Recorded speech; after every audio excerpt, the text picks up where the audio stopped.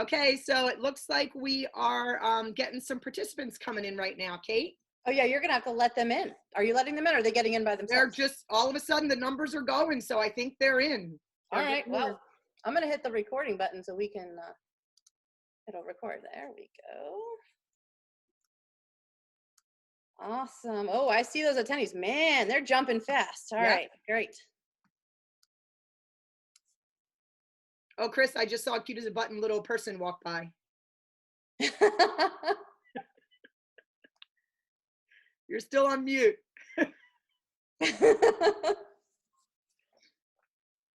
Can Chris unmute herself, or do we need to do it? It looks like we have to do it. Okay, how do I do that? Just click the little blue unmute. Well, I clicked it, but it doesn't. Oh, there we go. There she is. See, There now I am. you're live.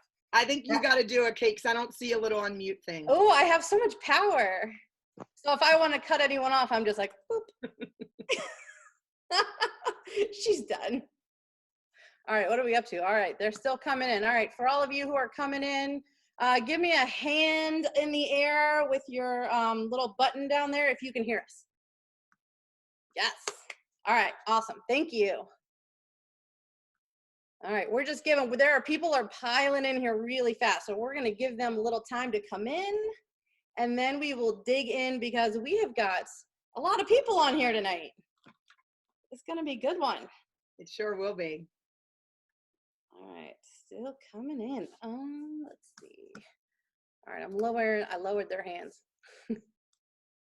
I think next time we're gonna have to bring the poll out. We're gonna have to take a poll or something, you know, like an anonymous poll. I don't know what though. I'll think of something. Something fantastic. All right.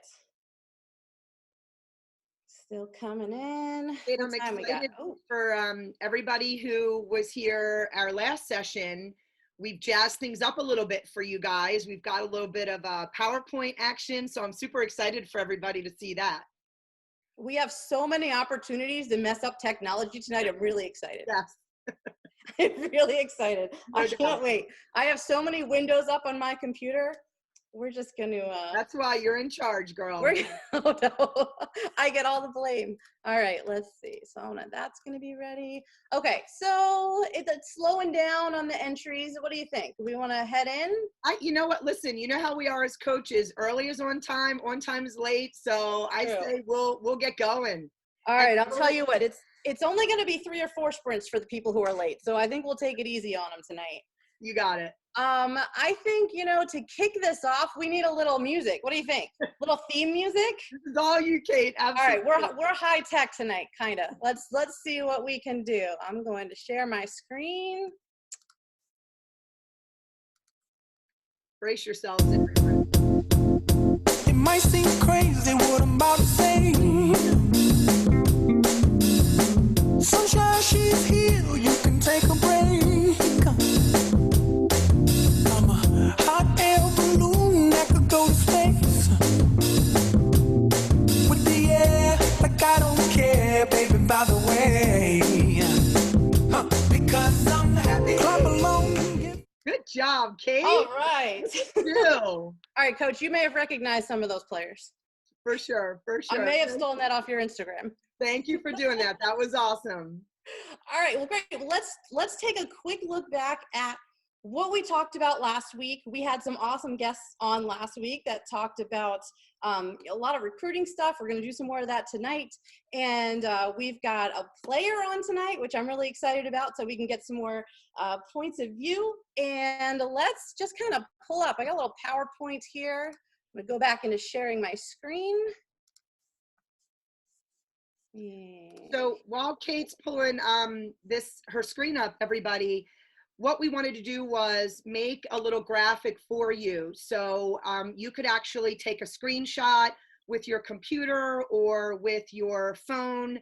But I think that the first thing that we ought to do, since we're all kind of here on the panel, is do a quick introduction. And Kate, as you know, is our star host.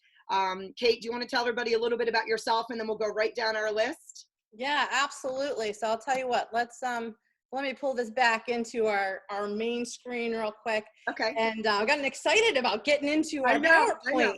Me too. Me too. Awesome. Okay, so a little background. I've done a lot of coaching at many different levels, all the way from the little nuggets up through NCAA lacrosse, and I worked with U.S. Lacrosse for about 12 years doing coaches education. So a lot of people have kind of met me through clinics I've done all over the place. And now I actually am doing most of my time speaking and kind of going on a circuit and working on workshops. I work with a lot of teams. I work with John Gordon and do a lot of his power positive teams, power positive leadership. I'm an author. And so that's kind of how I spend my time working that circuit. And came across Coach Tucker over here through U.S. Lacrosse many years ago as a fellow Baltimore person, which is where I'm from. Actually, I played out at Sever Park High School back in a million years ago. So that's my background, and I'm gonna throw it over in case nobody's heard of Coach Tucker yet. I don't know where you've been, but go ahead and introduce yourself. Thank you, Kate. My name is Janine Tucker. I am the coach at Johns Hopkins University. I've been there 27 years, and I've been so lucky to make some wonderful friends in the coaching world. And we had two of them on last week. They were two of my former players, Sammy Cermak and Colleen McCaffrey from Lehigh and UVA. And I'm super excited to have Chris Halfpenny from Notre Dame and Carol Cantele from Gettysburg, and a special guest, one of Carol's players, Maria. And Maria, let me make sure I'm saying your last name correctly. Is it Nemeth? Is that right? Right. Yep, that's right. Good job. So, while we know that a lot of the people watching want to hear from college coaches, and we're so excited to have representation from Division I as well as Division III, awesome coaches. We'll get to them in a hot second. Maria, we're very excited to hear from you as well as a player, some good, healthy, different perspectives. So Chris, why don't you tell us a little bit about yourself? That's great. I'm Chris Halfpenny, and I just wrapped my 9th season at Notre Dame. I've had a couple of stops before I got to Notre Dame, starting out of my college experience playing at Virginia Tech, which was a brand new program when I got there, and some stops as an assistant at Brown University, then back at my alma mater, Virginia Tech, and then at Duke. And my first head coaching stop was William & Mary, and now my dream job at the University of Notre Dame, and just absolutely loving it. It's been just really exciting, obviously, like you, Janine, having the opportunity to get to know so many of my peers and have my peers in my career become such good friends. A lot of people probably don't know this, but I never worked for Janine, but I consider Janine one of my biggest mentors. I've learned so much from Janine from afar, and then in recent years working camps together, and we just have an absolute blast. I think that we both really vibe the same way, in the positivity, always looking for the bright side. We're intense, we're competitive, but we really, what I have, I think, really connected with Janine on, and so many other coaches, in this awesome career that we're in, is how can we bring out the best in our players? And so I was really excited to get on this call and to be on it with other amazing people like Kate and Carol, and super excited to hear from Maria tonight too. Thanks, Chris. That's awesome. I appreciate that. And kind of right out of that mold with coaching positively and still being intense is Carol, who I've known forever and love to pieces. So Carol, can you tell us a little bit about yourself? Sure. Good evening, everybody. Like Chris just said, I too have had my fun with Janine back when Johns Hopkins was Division III, and I was coaching at Gettysburg back in the early start of my career at Gettysburg, which was in 1992, when Hopkins was still Division III status in the women's program. And then you had to leave us, Janine. That was disappointing. But I have just completed my 28th season at Gettysburg College, and have been blessed to spend a wonderful career there when I get to coach the likes of Maria down there. I've been at Gettysburg for that length of time. I'm also a Gettysburg graduate.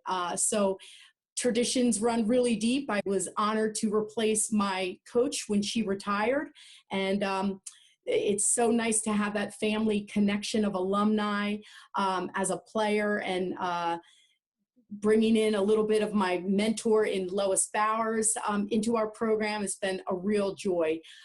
So I'm really happy to be here tonight and look forward to connecting with everybody. I love that. That makes me want to go play there. I mean, when you hear that kind of, how often do you hear that kind of history with the school and a coach and the ties that are that deep? I mean, you get recruited by a coach, they're not going anywhere. That's a pretty solid feeling. So I think that's really cool.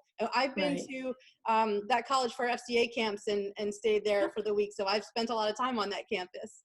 That's awesome. I hear you. And Maria, like I said, you're our special guest. Can you just tell us a little bit about yourself? Of course. So hi everyone, I'm Maria Nemeth. I'm a graduating senior. I play midfield on the Gettysburg women's lacrosse team, where I studied organizational management studies. It's basically the business major, I want to say, or how I like to say during interviews, especially, they're like, what's OMS? What's organizational management studies? But it's basically just the liberal arts business major, where I also had a minor in German and business. I'm from Westfield, New Jersey, and I've been playing lacrosse, ever since I was, this big. And so I'm just really excited to be on today and answer any questions that anyone has. We got to give a shout out to Westfield, because I remember going to, isn't there like a Westfield mall? Because I grew up in Maplewood for my middle school years. So I remember driving, I was pretty young, but a little New Jersey shout out. Yeah. Thanks, you guys. Kate, why don't you put that slide back up? Yes. We're super excited with our group and everyone who's watching and listening. So what we wanted you to do was have some takeaways. After our first session, which we loved, we thought, it might be smart to kind of put some things up for everybody to maybe take, like I said, a screenshot or use your cell phone and take a quick pic. But this is just a little recap of what we talked about in our last session. And we're not going to spend much time on this because we really want to get, kind of down and dirty with our special guests this evening. But one thing that we did talk a lot about last week was that we are all in the same storm, but not necessarily in the same boat. And how we kind of captain that boat is really up to us. And the coaches, what we wanted all of our listeners to keep in mind is that it's coaches are in the same boat too. We're in a lot of turmoil and struggle and challenge. So we're navigating this together. We really are. And one thing that we wanted to kind of let everyone know, especially about the recruiting landscape, we're all going to get creative and we will make this work and we will get to see players and we will fill our classes. It may look and feel a little different than what we all thought, but it is going to happen. It may be a different timeline, but it is going to happen. So Kate, anything else to add for that quick little hit from last session? I just thought the greatest message and one of the things I heard back from players was feeling reassured that you will not get left behind. The coaches need to wait to see you as much as you have to wait for them to see you. So don't worry, they're gonna find you. It's gonna look a little different. It might be a different timeline, but recruiting is still going to happen. There are classes that need to get filled. So we're gonna talk a little more about how players and coaches might be looking to get creative and kind of share and get some new insights too with some different coaches tonight. So, and then I think we're gonna kind of dig deeper into some of the other stuff we talked about tonight as well. So I think, are you ready? You ready to dig in? Let's go. All right, let's see if I can change the slide. That'll be, oh, hey, there we go. All right, so just digging right into this, Coach Tucker just talked about this, how the pandemic is still going on and the struggle is real. And I think this is probably wearing on people even more at this point rather than less, because we're getting a little bit anxious. At first it might have felt kind of like just something out of the norm, keeping you occupied. And now I think people are ready to just kind of get back to life. So it can be a little bit more difficult. So we've got frustration. I think uncertainty is one of those big ones. When are we going to have tournaments? When will we have tournaments? How is this going to look? A lot of isolation. So yes, how many times can you see somebody's face on a screen and feel like you're interacting, right? How many Zoom meetings have we had? It's pretty crazy. So I think we miss people. We miss physical touch. We miss a lot of those things. I think a lot of athletes and coaches are in mourning. We miss it. We miss the field. I miss my athletes. It's not the same, doing it on a screen, and we miss the competition. That's why we play, right? That push. So some of the things that we're going to talk about, and I'm going to throw out a couple, and then I'm going to throw it over to Coach Tucker and see if the other coaches want to add in. One of the things that I talk about with my Power Positive teams and Power Positive leadership through John Gordon is having a vision. So when you're struggling to see forward, you get kind of weighed down by what you're in right now. So it's really important that you have something out ahead of you and you know where you're headed and you can see that greater vision in front of you, because that's what's going to give you hope that there is something out in front of this, even if you're really struggling. And so that's when you use your telescope, right? We use a telescope to see way out and see that really big picture. So if you don't have a vision right now, that's something you want to start creating. What is it going to look like when you do go back? Who are you going to be on the other side of this? So starting to think about that.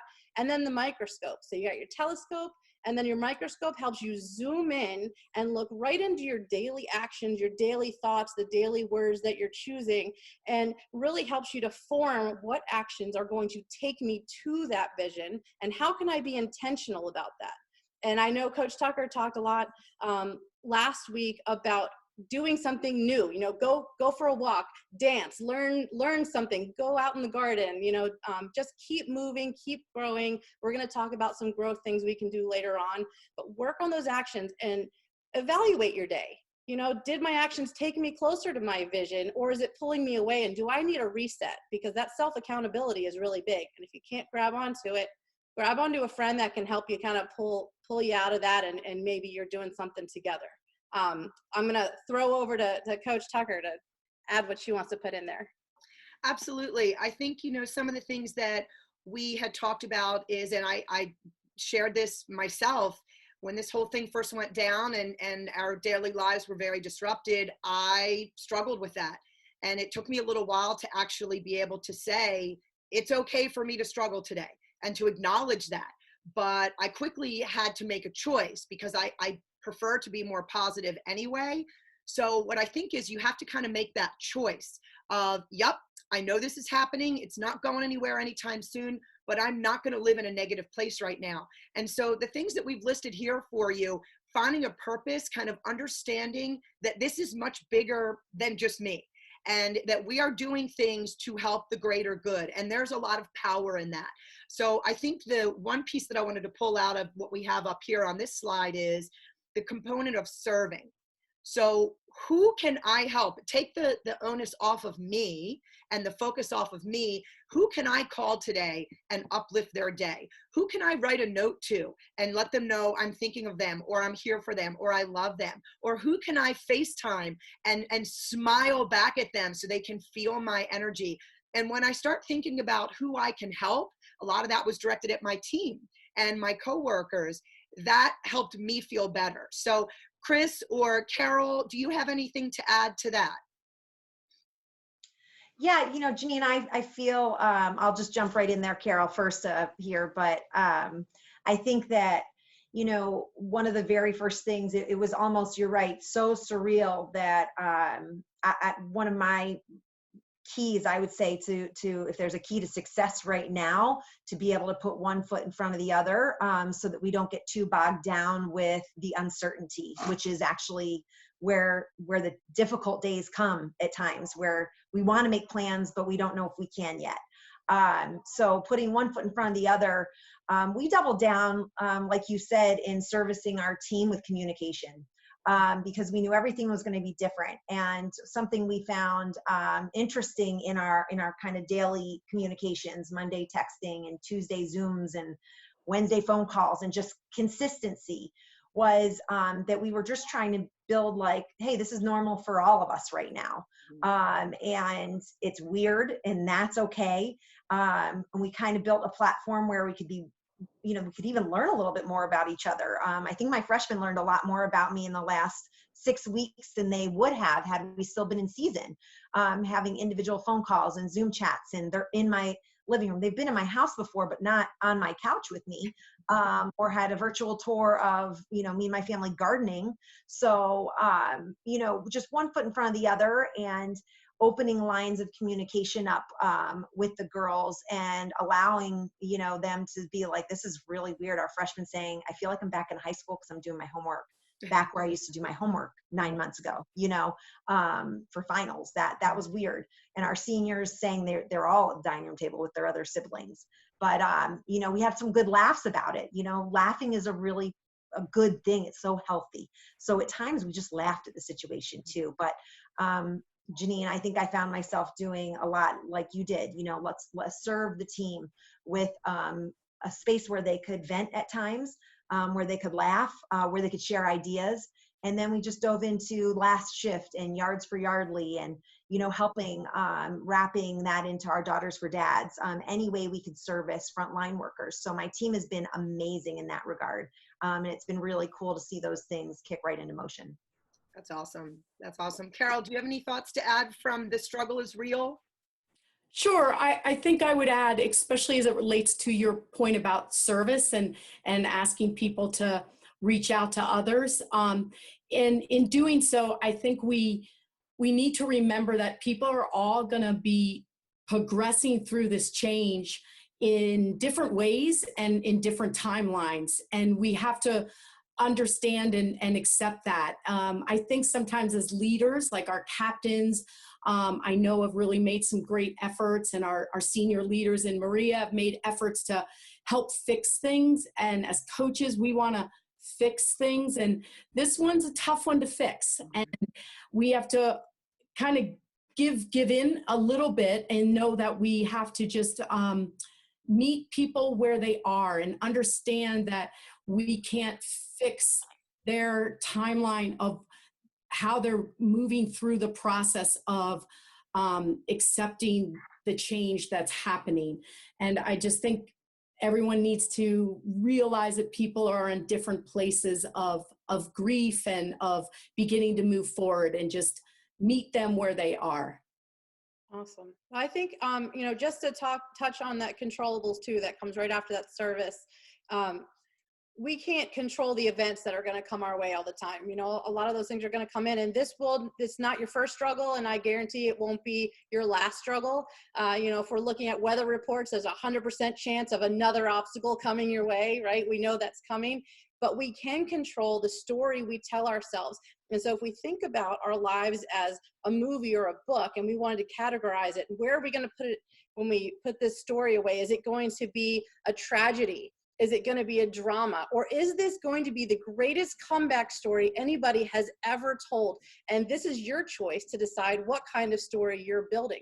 So with whatever event you have, you get to tell yourself, I'm struggling here, but I have this vision. I know where I'm going. This is what I'm doing to get there. And I can see how incredible it's going to be on the other side, and what this is doing for me as a person, and how I am going to be able to give to other people. And then you have this incredible story that you can live on and carry on. And that is going to prepare you for your next obstacle. And honestly, not that I like obstacles, I don't really want them, but how dull would life be, and who would we be if we didn't have these things that come into our lives and to push us? I mean, why would we ever leave that comfortable couch or the hammock on the beach if we didn't have to, right? Something has to push us out of our comfort zone and make us into the person we're meant to be. So focusing on those controllables and then grabbing onto those things that we can have an effect on, which is going to be our perception and the actions we take and the story that we tell ourselves. It's going to be really important for everybody, including ourselves right now. Mm-hmm. Awesome. Yeah. Well, I am really excited because I want to flip the slide. Are you guys ready to flip the slide? Okay, because I know everybody's here for this. All right. So we're going to dig into recruiting. You guys get your own welcome message. So I'm really excited to have some more feedback and more opinions from coaches. And I am going to throw this over to Coach Tucker and let you kind of take the lead on the recruiting part. So off you go. Sure, no worries. And again, everybody, we just wanted to put some things on a slide for you that you could kind of refer back to. And I'm so excited to hear Carol and Chris's opinion on this recruiting piece, because so much is still up in the air, but we will still fill our classes and players will still get recruited. So one thing that we have to recognize is this situation, really, if we look at it the right way, it can create a lot of opportunities for people. And so I know we've talked separately, Carol and Chris and I, about how players can really use this time to grow, to develop, to push themselves, to hone specific skill sets. And I think something that I talked about with my team the other day was that this whole pandemic, the people staying at home, we're in certainly our own spaces, this can really level the playing field. So this can level the playing field for everybody. So what we do with it is how we're going to separate ourselves. So Carol, let me start with you. Just with respect to the recruiting piece, what are some of your opinions about the process, about how you're handling it, and maybe some creative ways that you're going to be watching, 21s and 22s when the time comes? And can we clarify, Carol, what your Division III, right, for Gettysburg? And I think that helps because I know last time people were asking, well, that works for Division I. What does Division III do? And I think that is a really important point because we all have, you all have different rules and different approaches. So just so people understand, that we're getting a lot of different sides. Mm-hmm. Sure. Yes. Thanks. And there are quite a few differences within the Division I, II, and III recruiting as it relates to timelines of contact and when we can start writing and calling. In Division III, we can actually communicate with you at any time through any medium. So yet many of us kind of follow in line with the Division I, but we can reach out to you. We can communicate and respond to your emails, unlike Division I and some of their policies. But as it relates to some of the questions that you asked, Janine, I think there are, like you said, many ways to be creative. You have been given a gift of time, and it is going to be interesting to see how you use that to make it work for your best interest. I think one of the things that you can really do is start looking now just specifically for what are your goals post high school? What are you looking for in a school? Take the time to write a list of the things that you're interested in or some of the criteria you're looking for: location, distance from home, selectivity, course offerings, and begin with that in mind, almost as a prior to what the lacrosse program looks like. And then take time to just research. There's so many schools out there that will fit some of those criteria. And then look through the different web servers that you can watch, videos online, and take virtual tours of campuses. There are so many out there now. And start looking at the school on its own without lacrosse. I know when we recruit students, we always say, we want you to want Gettysburg. And if lacrosse were not an option, would you still want to be where you are? Because ultimately, that's what we want, students that want to be at the school. And I think you get so much more out of your education when you're in a place that feels like it's the right fit for you. So you have this time to look at the criteria and investigate and follow the college on the different social medias, follow them on Instagram, look at interviews that are taking place.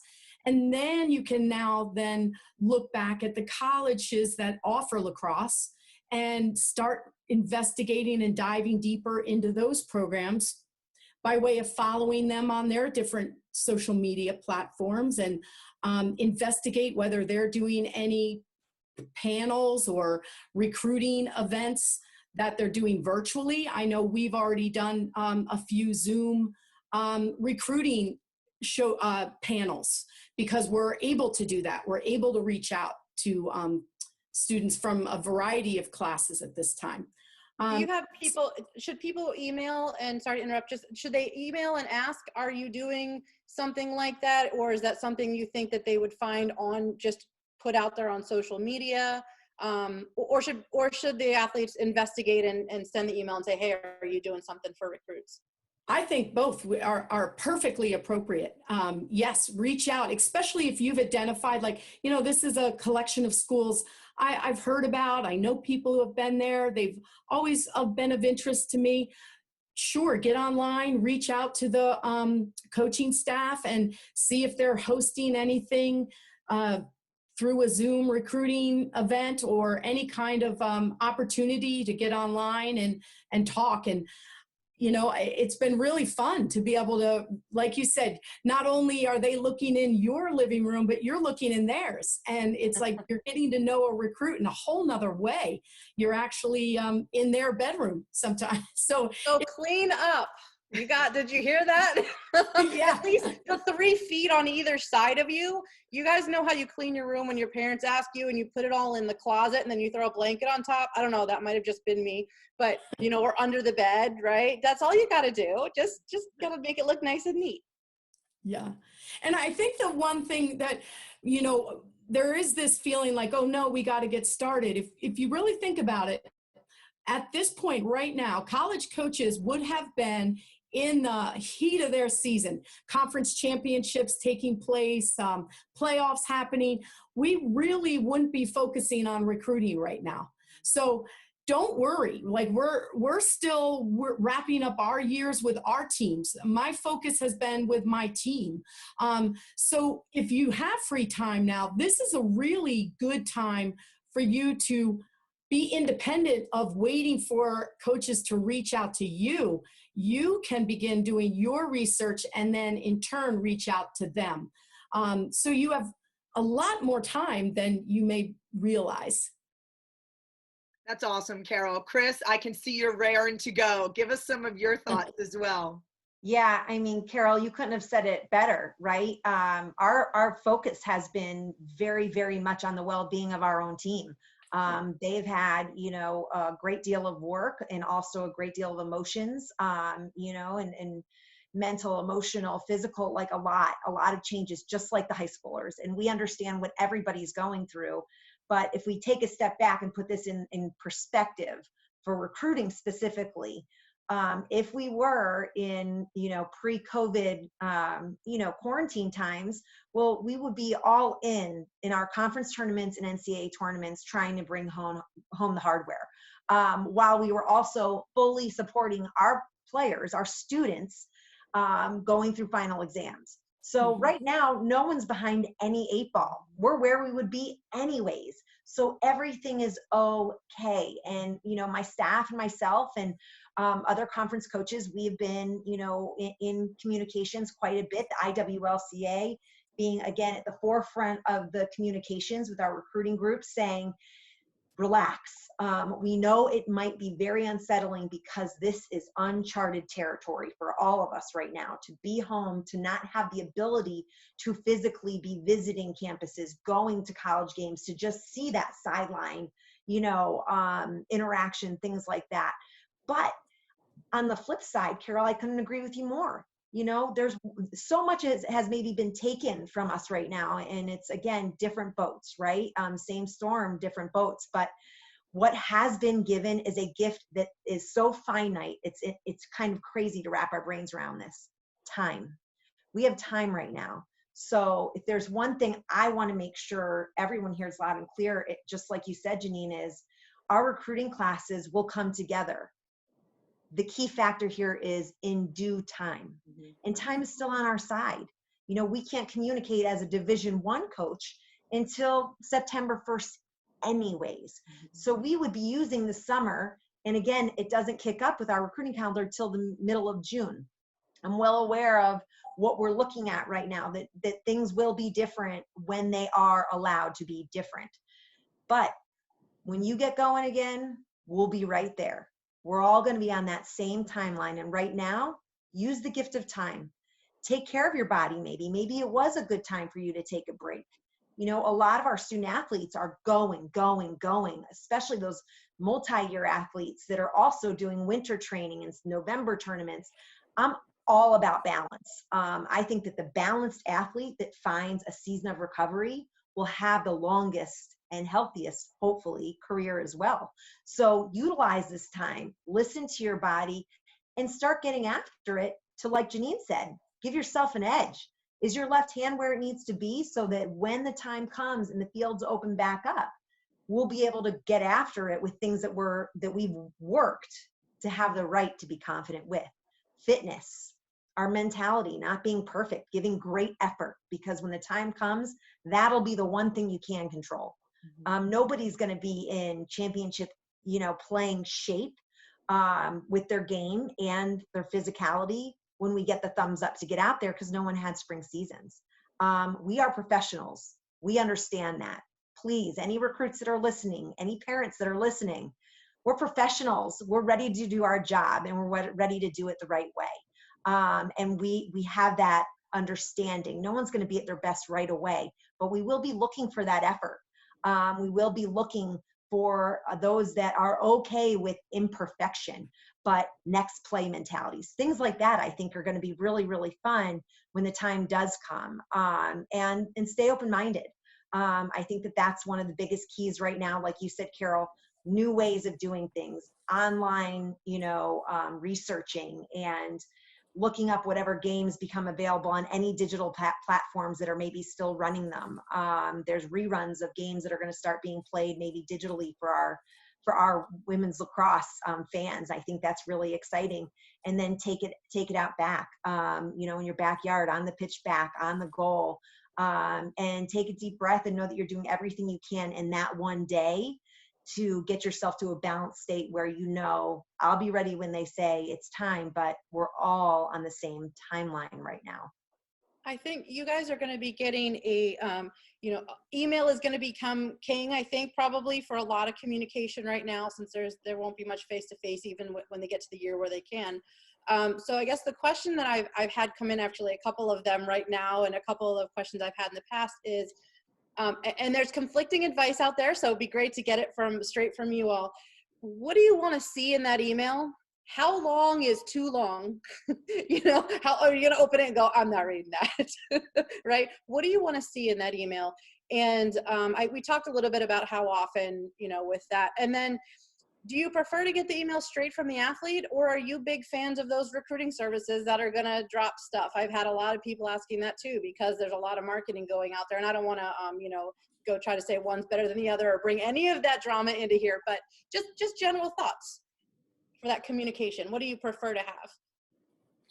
Well, I go can ahead, Carol. jump into that one real quick, because it goes back to my initial advice of you doing research. I think when you make your initial outreach to a school, show that you've done that homework. So draw into something that you learned about that school in your introductory letter. So you may say, hey, coach, I'm interested in your college. I just learned that you also offer theater arts, and that's something I'm interested in pursuing. Or I watched this video online and I really enjoyed that you have this offering at your school that is another interest of mine. So it just make it unique to that school, and that is a real difference maker. Use the right coach's name, use the right school name, and you taking the time to script the email yourself, which does not have to be long at all, but it does have to be informative in what general information about yourself, but also that you've connected yourself to the college in some way. Another great way to show that you've done some homework is you might be able to say, I know someone who went to school X and she had a great experience there, or, draw some connection of maybe someone who played at that school that you're looking at, and bring in that connection as well. So those are just little things that you can do to show that you've done the research, but I highly advise that you craft the letter yourself and kind of show your personality through that. Your email is your first impression, and what does that look like? So do your homework, and draw some connections with the school and your research that you've done. Chris, how do you feel? Yeah, I think I echo that, Carol. I think that 100%, direct from the athlete, they craft it themselves. I respect that. I can tell when I'm talking to via email even. You do this long enough, you can see who is writing that email. I think a little bit of personality, and the quick hitters. Sometimes we receive emails that don't show the year classification. That's really important, because for Division I, that shows us, can we respond or can't we? So quick hitters in that first paragraph.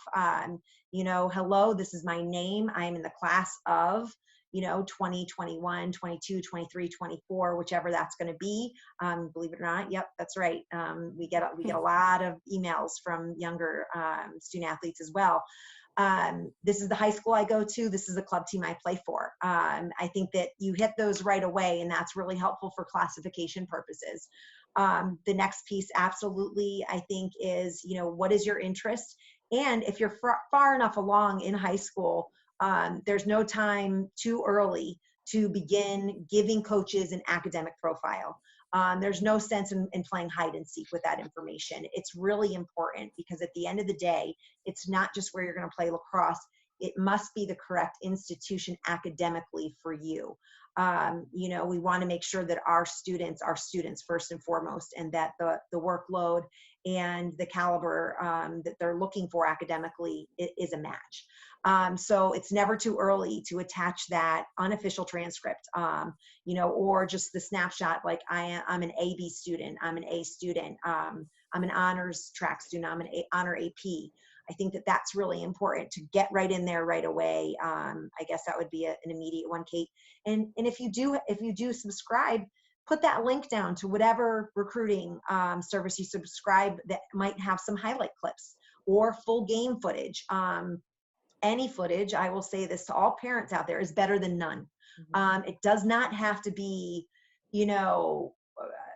a highlight reel for the decades with great music and slow motion. It doesn't. Again, we're professionals. We scout film for a living, so that we can get the results we want to help our team have an advantage and an edge. We do the same thing to find those athletes that might be a great fit for us on film, and film will be a massive tool for us moving forward in our current state, right? During these current events that we're living in. So, quick hitters, how long is too long?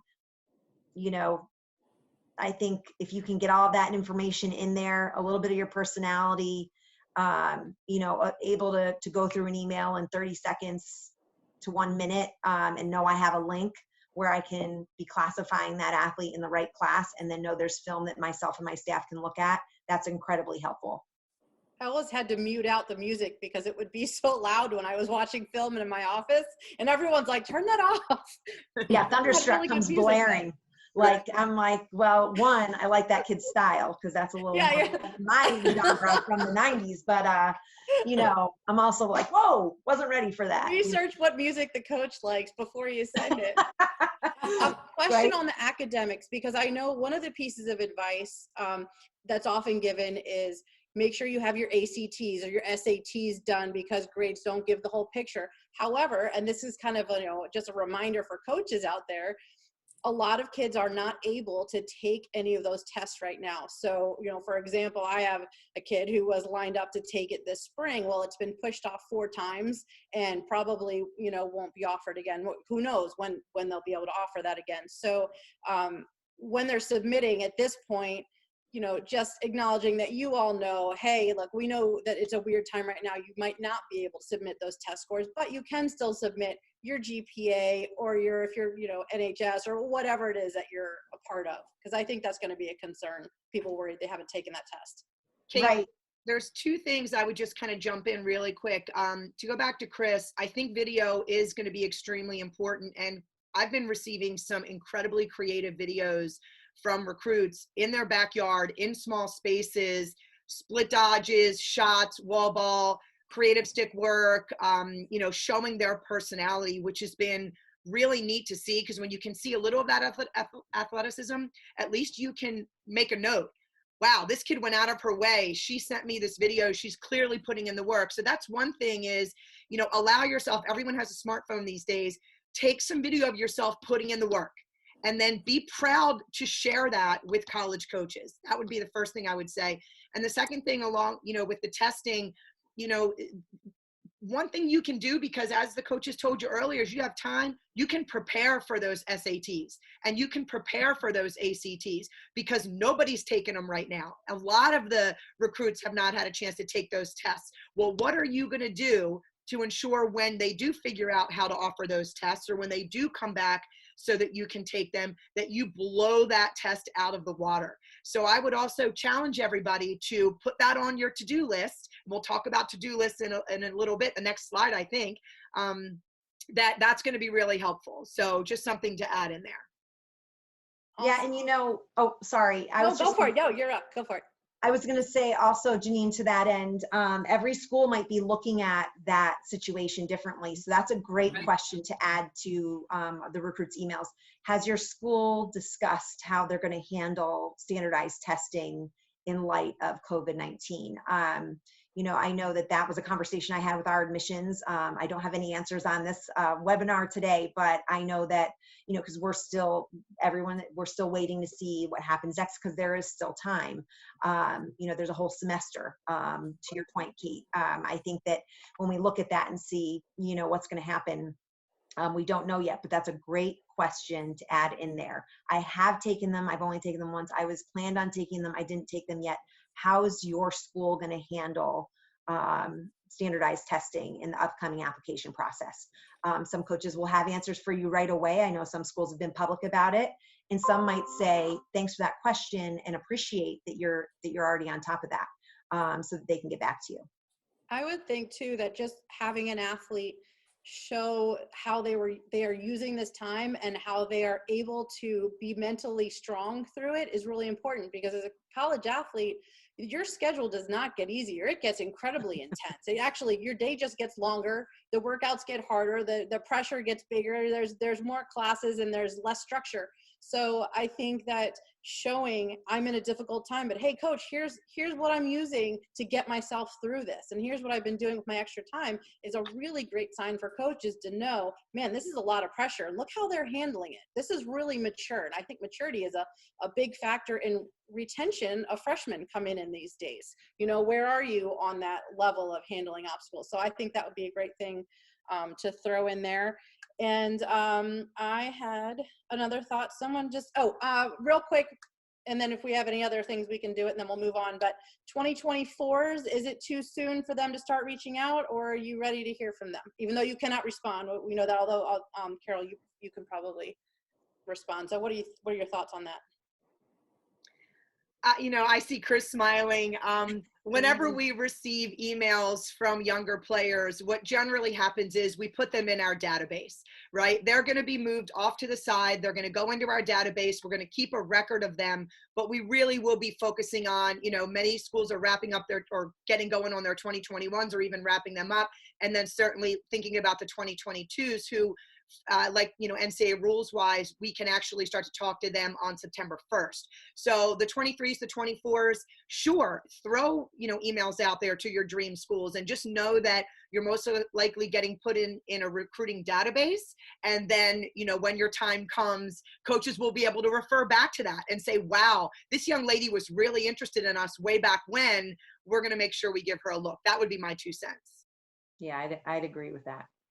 One other thing that I know, Kate, we had gotten a question earlier, which was, will college coaches rely on club coaches more often and their opinions if they aren't able to see players as much? And, certainly I can give my opinion, and I'd love to hear from Carol and Chris, but that is an important piece of this. Club coaches, high school coaches do spend a tremendous amount of time with their players. However, we really do need to, in the line of being professional, we really do need to get to see those players ourselves, see how they interact with their teams, what are their sideline demeanors like, so while that's very helpful and a piece of it, that will not be the be all end all, right? So that would be my 2 cents. Anybody else have anything to add to that? I think, no, I don't want to continue to say, I don't want to parrot that. Yes, I agree. Same thing. Same here. Yeah. Awesome. Well, I think, where did Kate go? Did you guys just lose her? I did. I see 4 of us. And one thing, she might be putting a slide back up, but one thing we were going to jump into is during this time, and then I really want to get to Maria as well, developing leadership skills. We had talked a little bit about the fact that in times of adversity, and these are the things that we look for as college coaches. When things are going horribly wrong on game day or during a practice, we are going to look for players who are going to have those leadership skills, that ability to step up when things get really tough and really difficult. So take a look at this for all of you listening. Take a look at this as, wow, I'm actually working on some skill sets on life skills and communication skills and mental toughness and emotional toughness skills that I can apply now to dealing with this current situation I'm in. And then I can apply that to my team when we get back out there on the field. How do you guys feel this pandemic, this situation? And I'd love, Maria, if we can unmute you. I think it's time to get you involved and get your opinion, because you're living it right now. What do you guys think about how we can use this time to develop leadership skills? Well, I think, I know Kate just left, but the slideshow that was up, there's a lot of really good things on there. And I think one thing that really I'm thinking of myself, and I think everyone should think about, is the story that you're writing. It's not just, people you're surrounding yourself with, but it's about yourself, and it's about, your teammates right now. Like, this is something that's never, I don't want to say never happened, but hardly ever happens to athletes, where they have to, overcome such adversity and, such a scary situation. But, I think at that time you have to, especially as a senior, you have to look back, think about all the challenges that you had to face, going through freshman year, sophomore year, junior year. Think about those leaders, because that's, I know, especially what I did, freshman year, I almost acted as a sponge, absorbing all of the information that, these girls were giving me, taking that and building from there. And then also, relaying that back to my teammates. So I think it's just, going into college, I think, especially if you're going to be a freshman or you're looking, you're a senior in high school, a junior in high school, just start thinking back to, those small challenges that you had to face, and think about how those leaders handled it before you and how you can handle it yourself. Boy, she's so awesome. smart, Carol. I know, I love her. Chris, I know, that's what would you guys add to that? Maria, that's fantastic. And Kate, I'm sorry we lost you for a hot second there, but my internet's completely out. I had to actually log on with my phone connection. So we'll see how this works. Okay, cool. Well, we jumped right into the leadership slide. And if you can get those slides back up, yep, that would be awesome. But Maria just ran with it. But I would love to hear from Carol and Chris, because we're talking about how, while this is difficult, boy, can we figure out who can lead during all of this. So love to get you back to that leadership slide. If you could, we're getting there in a second. One more, there we go. Good. Carol, Chris, jump in. Sure. Well, I just think in this unique situation, when you think about a leadership skill that's going to be really critical at this time, that will ultimately be valuable even in times of more calm settings, is a sense of optimism. You really need that. It sustains people, and just believing that things will get better. And it's all on how you talked about earlier, controlling the controllables, and realize that, there is going to be brighter days ahead, and try to share that optimism with the people that you're surrounded by. But at the same time, I think a leader during these times needs to show a great deal of flexibility too, and being able to pivot in another way, because your world's been rocked. All of our worlds have been rocked a little bit, but let's see how we adjust and adapt and are able to be flexible with how we're going to be creative with recruiting from a coaching standpoint, a player standpoint, how we're going to be flexible with how we're going to do our skills and build on our fitness and all of that. So I think the leadership piece will really require optimism and flexibility are the two that really come to mind when I think about this time right now. Yeah. I'm going to dive right in on that too, Carol. I think that I'm, you know, I think it sounds like we all sit on this call, and I think we're optimists by nature. So we just operate that way. You know, like my glass is always half full. But that's not always easy. I mean, there are definitely days where it doesn't feel like that. My default is to go to optimism, but every day doesn't feel like that. That's a definite key to your own success right now. Some of my best advice that I ever been given was, you know, as a leader, you will be charged with taking care of people.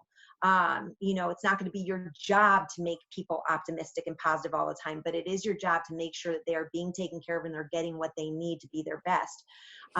The advice I got on how to do that best is you can't take care, and I hate to be to kind of use a double negative here, but you can't take care of others unless you've taken care of yourself first. So in this time right now, how can you develop leadership? Well, one, take care of yourself. As semesters start to wrap up for high school and college players, your routine is going to shift because there has been a lot of time that has been spent on e-learning. And while it might be hard and a little bit different, it's also at least taken up a lot of time in the day, and it's put people on schedules. And some of that schedule is the structure that we lost when we could not have face-to-face classrooms anymore. So have a plan. Take care of yourself with a plan on how you're going to approach Monday through Friday and then Saturday and Sunday.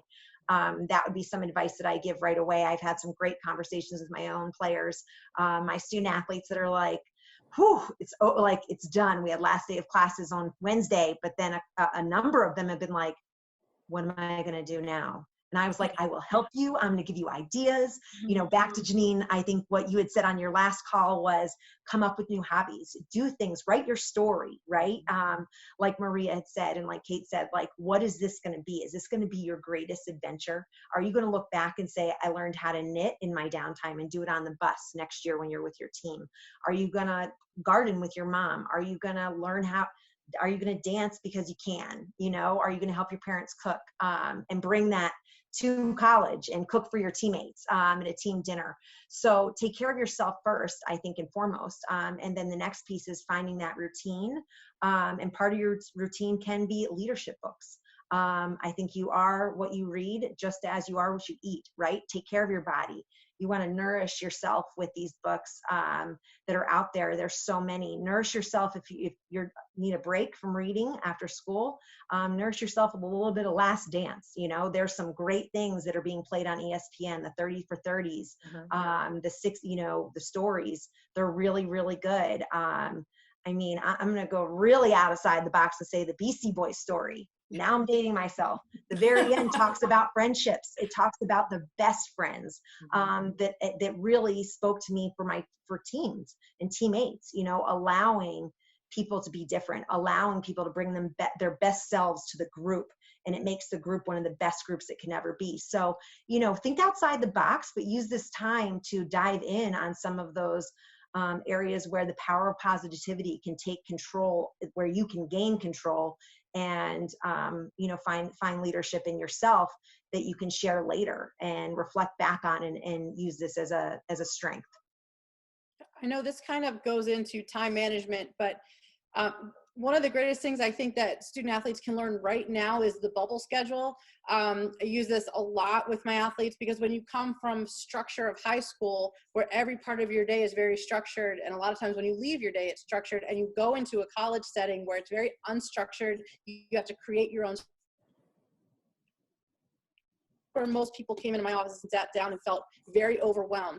And so one thing you can do to kind of feel like you're on top of that so that you can lead as someone who's being responsible and kind of has control over what they're doing is to make a bubble schedule. And if you're not familiar, typically your calendar is going to say, I have to do at 2. I have to go to my class. I'm getting an internet is unstable, so I hope I don't drop. A bubble schedule is where you schedule every hour of the day. So you're literally writing down, sorry, I'm keeping this, you're literally writing down this is when I'm going to sleep. This is when I'm going to get my laundry done. This is when I'm going to study for this class. This is going to be free time that I'm going to use for rest, personal growth, or exercise or whatever. But you are literally scheduling out every hour of the day. And instead of saying I'm overwhelmed and I'm busy, you're saying, oh, I was spending 4 hours on this and I actually have time there, or I actually have 6 hours of free time, but it's spread out and I didn't feel like free time because it was 20 minutes here, half an hour there, and I was wasting it. So a bubble schedule is a saver for many, many people. Just if you're one of those people that gets overwhelmed, great thing to kind of incorporate it into your time. Kate, was our next slide about time management? Yeah. Cool. Because one thing along the lines of, did it work? Hold on. We're still on leadership skills. Did it? Oh, there we go. Time There's management. like a lag or something between my computer and yours. That's okay. And I just want to give a quick shout out, you guys. There's a little middle schooler named Anna who is actually watching us from England. And it is 2 o'clock in the morning over there. And this child is on the webinar, and I am so proud of her. And so for all of you guys spending a little time with us, you know, we try to gauge this for about an hour. It's not going to happen today because we still have a couple more things to share with you. But I was loving this time management slide because that's where I felt lost early. When I couldn't go into my office, I couldn't see my team, I couldn't hug anybody. I was like, what am I doing with myself? And the first good week, I was floating around just like a random, just little, ice cube floating in a glass of water, right? That was me. I was like, I need my routine. And so finally I was able to give myself a routine, and I have something I want to show you guys. Don't laugh at me, no making fun, but I actually made a little poster board and I put down a ton of things. I literally invested in Post-it notes like there's no tomorrow. So you'll notice that we have in here one of our suggestions. I saw on something online, there was an athlete, a football player. He had Post-it notes all over his wall. And it was his list of things to do or reminders that he wanted to make sure he would be able to touch on. And I thought that was so awesome. And I made my own little poster board and have my color code and all that good stuff. The point is us allowing ourselves to get back into a routine, getting back on a schedule, finding our purpose, putting the things in front of us that we will look at every day and remind ourselves, I want to get this done. And the last thing I'll add before I turn it over to get everyone else's opinion on time management is, on our team, we talk a lot about your environment. And if you're home now and you want to be a better lacrosse player, you want to be recruited, you want to stand out, if your stick is in the closet, it's not going to happen. That stick and that's right. That stick and that ball and your, cleats better be literally by the door so you see it every day. So you pick it up and you go outside and you get yourself a little bit better. So just your environment. And for me, I needed to put my poster board with all my little Post-it notes in my little office area that I'm sitting in right now. So I would look at it every day and make sure I'm going to keep myself on track. So how do you guys feel, and how have you been managing your time? Well, Janine, I won't add much more because I actually have the exact same thing. Yeah, good. With the exception that mine is on the refrigerator. Yep. And the biggest Post-it note says, you don't need anything inside there right now. I love that. So I stop opening that and I look, and I have a little log of how much water I'm drinking and what my workout was and how many miles I covered on a run. And then just like something we're doing with our team, we are doing this thing called the 3 Gs, and it's what are you grateful for today? How are you growing today? And we do let them have a grumble. What are you grumbling about today? So when we have our Zoom meetings, we do the 3 Gs with everybody. And so I have my 3 Gs that I change so that I'm at least mindful of reminding myself to make sure I show my gratitude, make sure I'm trying to grow every day. And like you all said very well, some days are harder than others of that motivation to get up and change the world. And then I do think there is some value every now and again to grumble. We're allowed a few minutes of that a day. Yeah. So those are, I'm a big believer in the like visual thing right in front of you as well. Love it. Chris, what do you think? Yeah. I think, I think since the day that we got home from Nashville, Tennessee, that's where we were when we got the news. I came home, and fortunately I do have a 9-month-old puppy, and I call him a puppy, but he's an 80-pound yellow lab. So he's an animal to be reckoned with, really snuggly sometimes, but needs a lot of walks. So part of the time management piece, I don't have the Post-it board, but what I love is my to-do list on my notes on my phone. So I'm like this day and age, and it is just like, let's look at it. Yeah, that's since this thing started.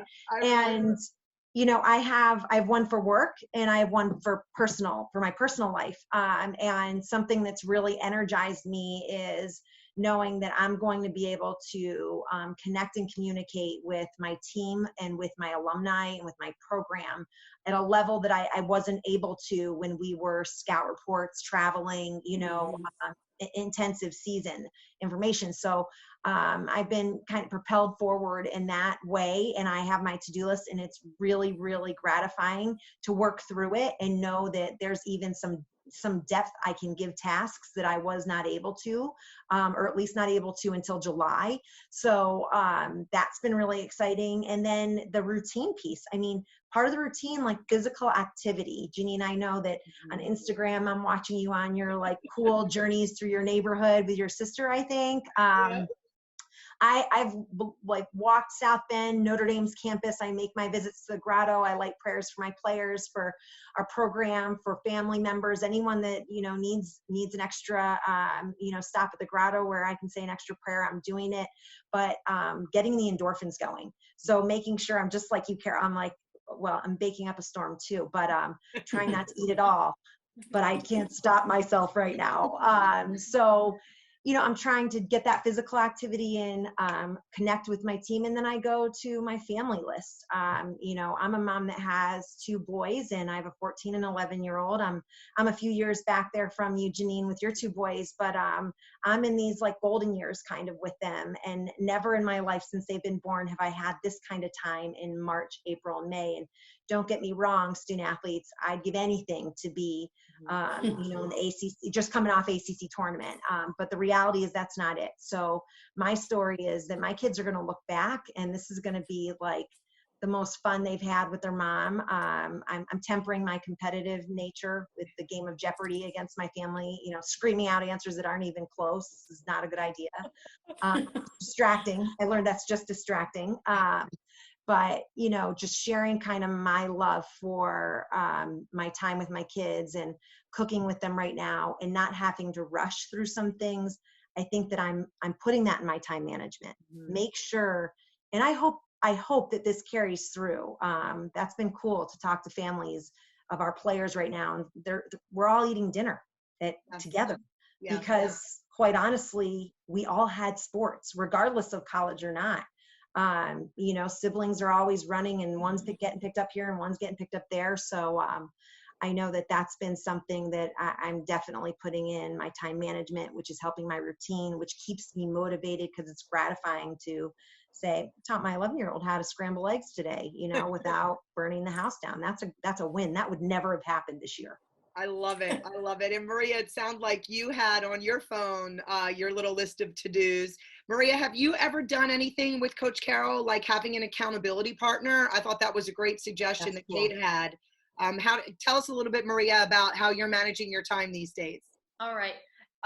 Accountability is a word that I've heard over and over. It's one of our principles at Gettysburg. And although we don't have accountability partners, it's engraved in our mind, as teammates, to hold each other accountable. And, if something happens, something goes wrong, you're not there at practice one day, or you're there and you just are not acting like you're there, we hold each other accountable.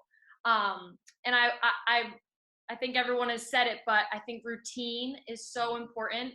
And I was definitely an ice cube in water the first, I would say, few weeks, even though I still had classes. It's not the same. Like, I'm a person, and Coach knows, like, I love being busy for the most part. And I love knowing like what's next on my schedule. I don't really like having a lot of unknown or free time unless, you know, it's like an off day and, you know, yesterday was a conditioning, you know, then I'll take it. But I think routine is something that's so important that thankfully and fortunately I'll be actually starting work from my home on Monday. And I think that's going to give me, you know, a lot of structure, and it's not only going to make me feel like better about myself, but feel productive, because when I was at school, and even as any athlete, you're doing so much in a day. You're not just doing your homework. You're not just learning, reading, you're working out, and you're you're doing so much that right now is, you know, some of those voids, they're there, and you have to try and think about things that can fill them. And although I know the couch looks very nice and the bed in the morning, you know, sometimes the Zooms, you only have to log on and turn your camera. Not for my classes. I've had to turn on my camera for all of them. It's part of my grade. But for bigger schools, you know, I'm sure you don't have to hold yourself accountable and turn your camera on. But it's really important. It goes back to, you know, your controllables. You know, I think a big thing right now is mentality. And, you know, you see it on the field and you see it in the classroom. And right now, your mentality is something that's being tested. And you really need to take advantage on, you know, being able to control your mentality. You know, I was listening to a podcast. It was a kind of a while ago, but something that's always stuck with me is like, even smiling or laughing, your body doesn't know that you're not actually happy or smiling on purpose, but you're still releasing the endorphins, which I thought was really cool. So, you know, obviously there's going to be some days where I'm just going to want to open the freezer, take out a tub of ice cream and sit on the couch, and that's fine. But, you know, then at night I take out my phone and I say, what could I have done today, and do it tomorrow, and trying, you know, you have to hold yourself accountable right now, because your teammates aren't there right now. Sometimes you're hiding in your room and no one's watching you. So it's important to just really focus on how you want to come out of such a tough time. Maria, do you have any thoughts for our student athletes that are in high school that are now working and doing schoolwork from, you know, their bedroom? As far as that discipline, you know, you have something that's due maybe at the end of the week, you know, and this is going to be something they have when they get into college. So this is actually great practice for them in figuring out how to schedule that. Do you have any advice for them on pacing it out so they're not doing a bunch of work, you know, the night before, because they really can kind of build it into their free time? Yes, definitely. Even in high school, I mean, throughout college, I think you'll have a better grasp of time management. I can think back to myself, and I'll be honest to everyone, I was definitely more of a person who left things for a little later. I don't know why, now that I'm like, never thanked myself for it, right? But once you get to college and everyone's on here to, you know, get recruited and play lacrosse, you're going to realize that you're going to have to get things done earlier than you did in high school, so that you can stay on top of your grades and play the sport that you love more than you did maybe a little bit in high school. And I think some things that I would do is I would almost like find times to like treat myself. So if I, you know, finish this paper for 2 hours, then you know what, I texted some of my friends who maybe aren't even on the lacrosse team, and I catch up with them because I was just at practice with my teammates. And I think just finding things where you find it when you're time managing that it's less stressful. You know, you want to think of your future self, I think, when you're planning out different papers and homework assignments. So I think the biggest thing is think about your future self and how you'll be patting yourself on the back when you get an assignment done a few, you know, days earlier, you know, and I think that's one of the biggest things. Definitely think about yourself. And I would tell you guys to make your bed. Get up and make your bed. And I'm not saying every day you got to get dressed up, but if you spend every single day wearing that hoodie pulled up around your head, you know, and that's what you're wearing all day, and then you go back to bed and your bed never got made, there is something mentally in there that you shut down. So get outside, put on some clothes that make you feel nice and put together, and make your bed. For me, that was a game changer. Every morning, if my bed's not made and I walk past it several times, I feel like, you know what, my day can't start. I'm not ready. I just need that. And at the end of the day, when you get in bed, you just feel, you get better sleep. There's a lot to it. There's a great book called Make Your Bed. But there's something to it. And I was just, thinking about environment. You really want to get up and mentally think about starting that day and accomplishing something. I think that's important. You know what, Kate, that's all. It's great that you said that too, because even today, I got a few comments from my teammates also. I was on a Zoom call with them earlier and they're like, what's that on your face? Is that like makeup? Like your hair looks so nice. Like, I don't recognize you. And I'm like, well, you know what? This has been my most productive day. So I don't care what you have, all the things that you say to me, but that's very true. And I, for a second, I had to see if Coach was talking when you said make your bed, because we've read that book. I have it in my room, and it really does. It's once you get out of bed and you make your bed, you've checked. That's one thing you've done, one productive thing you've done for the day that'll lead to more productive things.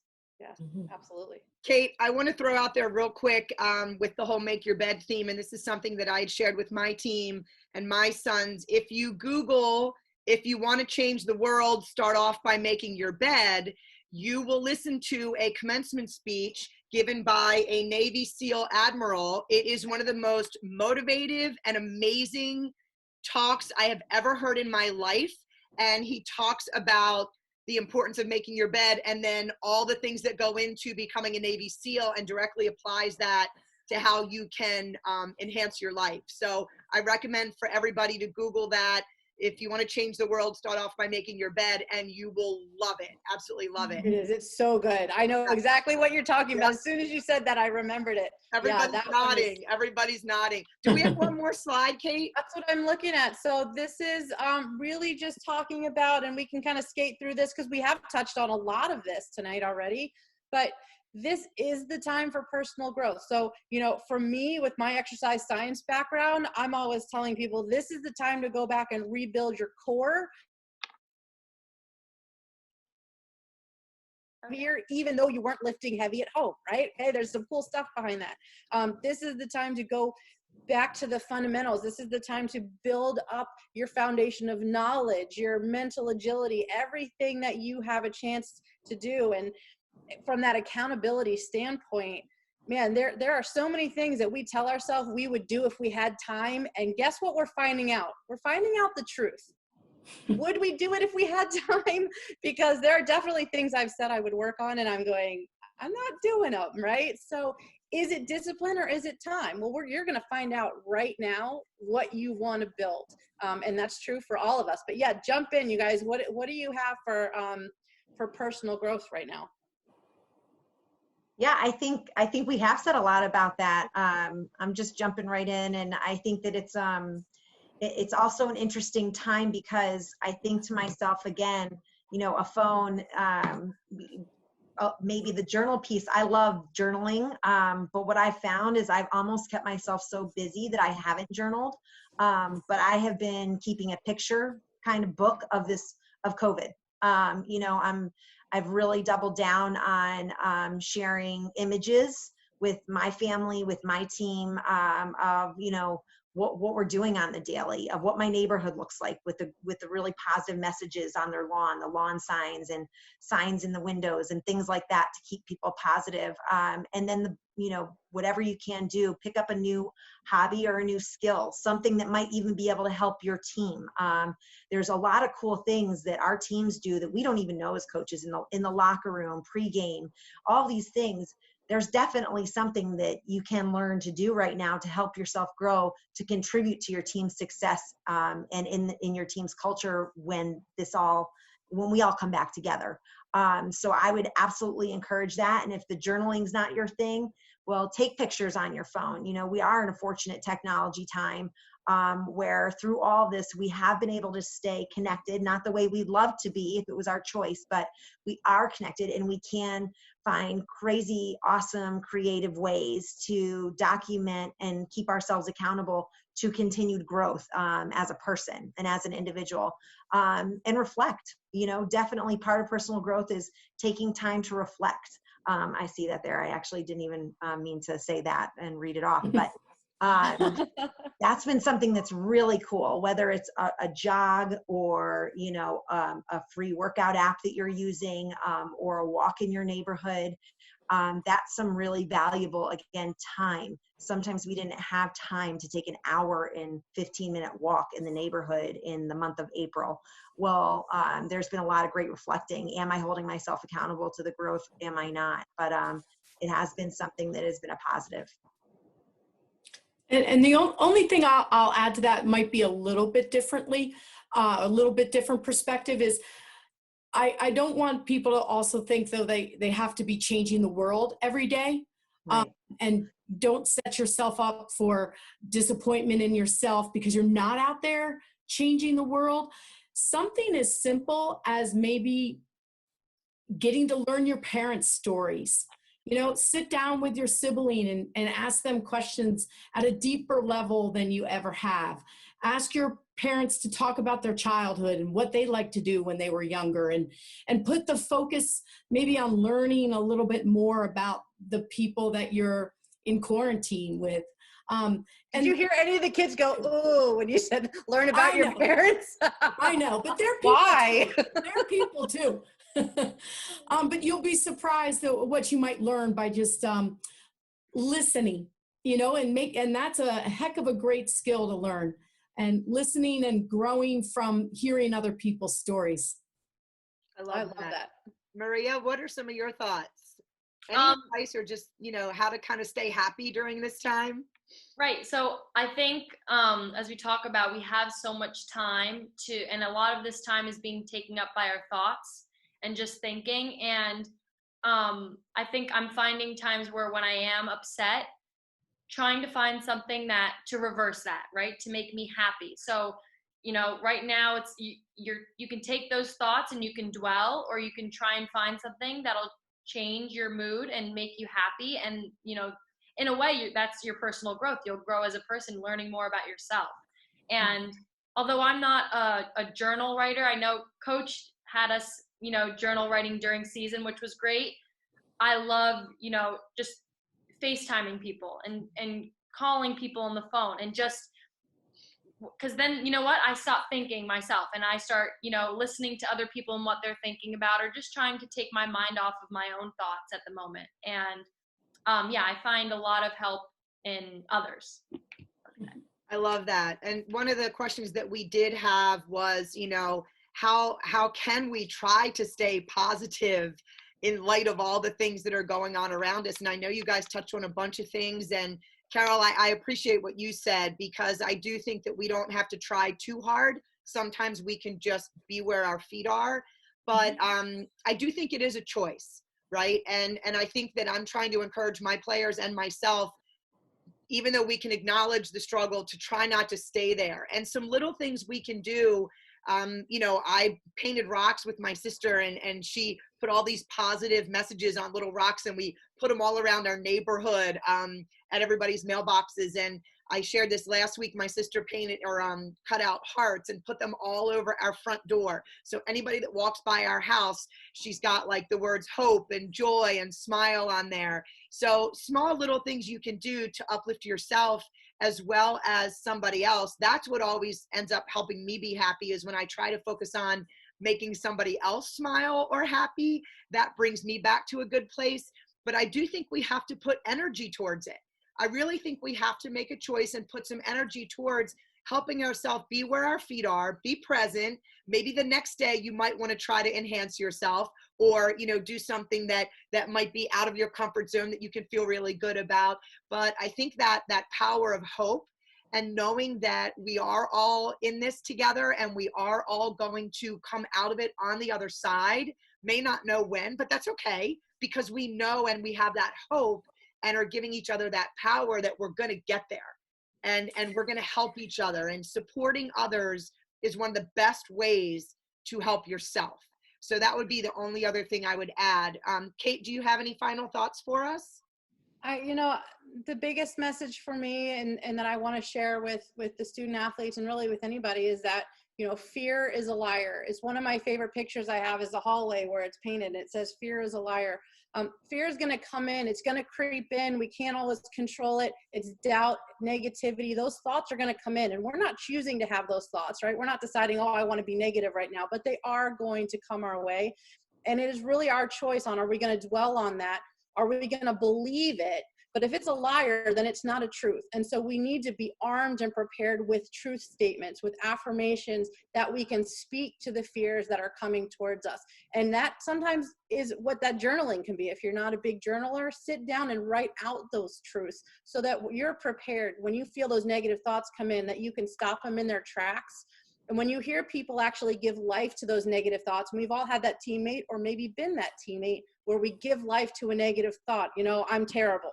I'm never going to be good at this. I can't shoot today. Whatever it is, and we speak it and we give life to it. And what we need to do is turn that around and speak those positives to that. And then we can also do that with our teammates, with each other. What are the fears that you have right now? Well, let's talk about what the real truths are and do that together as a team. And I think right now with all the uncertainty, that's kind of coming in from every side, and a great thing to focus on right now with each other. I love that. One thing that we did was we went way over our time. we went over it right when we got to the time management slide, which is hilarious. I know. Oh my goodness. But I think hopefully everyone that stayed on with us, and God love you all for hanging in there with us. Hopefully you pulled something from us and some good energy. At least we were able to offer some smiles and some energy and send it your way.